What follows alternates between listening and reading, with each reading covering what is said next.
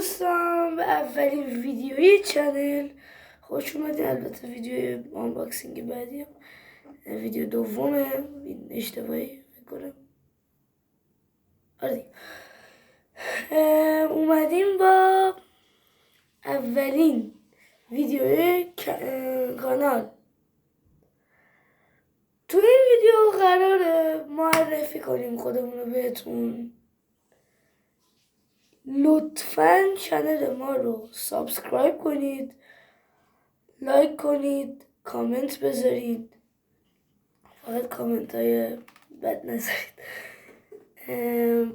اسم این چنل CMS لند.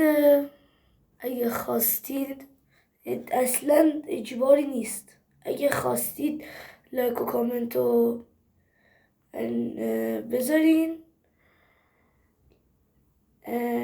سابسکرایب کنید و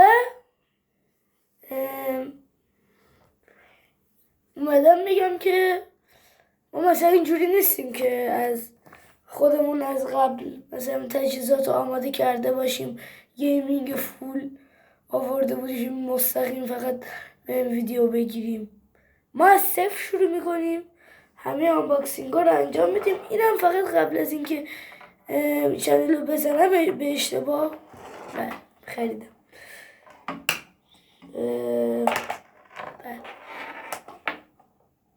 خواهشاً چنل ما رو دنبال کنید، اصلا اجباری نیست، به قرآن اجباری نیست.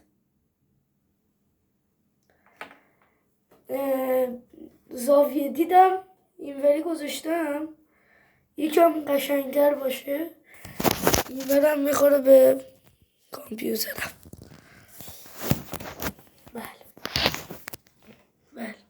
انقدر تجهیزاتمون کمه که من حتی با دوربین الان ویدیو نمیگیرم، با تبلتم دارم ویدیو میگیرم.